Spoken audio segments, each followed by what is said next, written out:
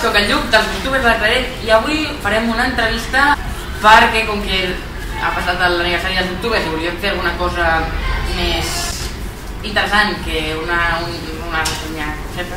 Farem una entrevista a un escriptor que va néixer a Barcelona en 1989 i ha publicat 3 llibres de poesia.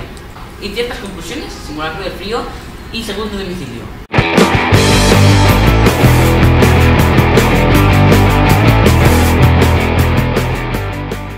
Que passi Rafa Vanegas. Bon dia. Bon dia, Lluc. Rafa, tu, quan vas començar a escriure, per què vas començar a escriure? Jo vaig començar a escriure cap als 14 anys. I per què? Per imitació. M'agradava llegir i al final llegeixes imitant i acabes escrivint. No hi ha més segell que no. I tu, què és el que sents quan estàs escrivint? Qualsevol cosa? No, o sigui, quan escrius alguna cosa... Això sí. Depèn. De vegades felicitat, de vegades alegria, de vegades coses més tristes. I a vegades estàs tan capficat en l'escriptura que no sé. I en què t'inspires en les textos? No hi ha res en mi. A vegades estic conduint la moto i veig alguna cosa o el que sigui i això em pot escriure un poema o a vegades una conversa, una paraula que sents. I a l'hora d'escriure, tens alguna espècie de ritual? No, ritual o mania, però sí que m'agrada escriure assegut. Això normalment... No, m'agrada escriure assegut. Normalment m'agrada, si escric a mà, em volia fer.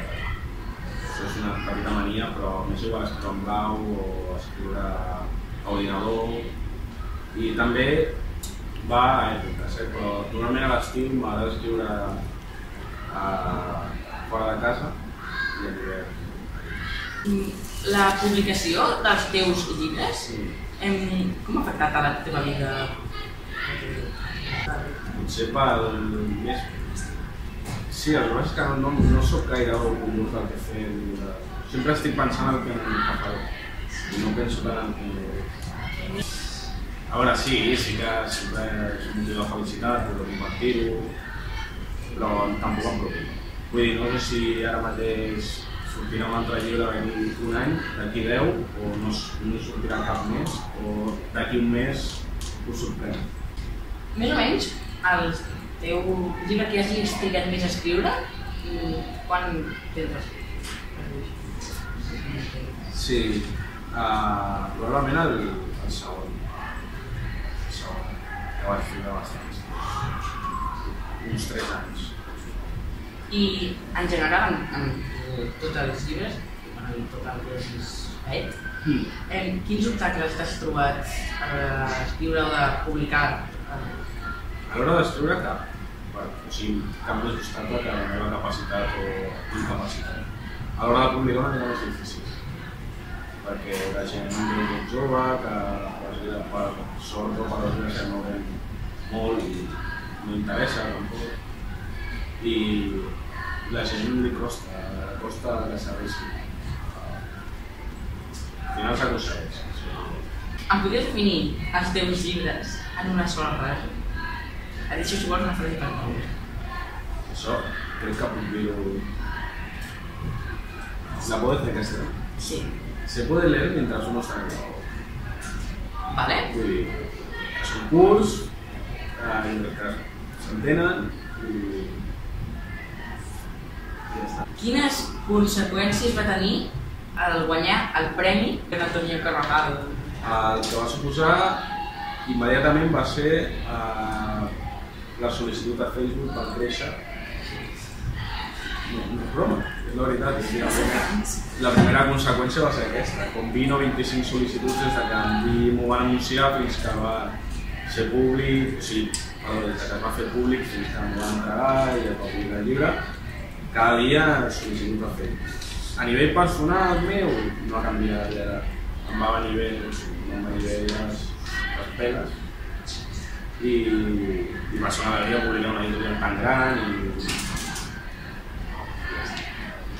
sento ser tan quotidià, però és... El que tu escrius? Sí. No només els llibres? Són autobiogràfics o tu has inventat? No, la majoria... Però això no vol dir que no sigui, o sigui, no és autobiogràfic en el sentit que m'ha passat a mi, però potser t'ha passat a tu, que és el meu amic, o t'ha passat a un altre, o... Sí. M'acaba de dir ho has sentit, oi? O puc arribar a fingir aquesta... O sigui, puc arribar a entendre i per tant fingir aquesta emoció, aquesta tristesa o així. Això és... O sigui, s'ha de diferenciar entre el que un escriu i el que és. Però evidentment sempre queda alguna cosa del mateix. No que sigui estrictament autobiogràfic, però sempre queda alguna cosa. Per què creus que t'he convidat? Per egoisme. Per tenir-me a mi de protagonista. Gratuïtament. Somiant, Rafa, somiant. Vale, proseguim amb l'entrevista. Bé, Rafa, moltes gràcies per haver vingut. Moltes gràcies a vosaltres. Ens veiem en un altre vídeo, esperem que us agradin aquestes entrevistes i adeu.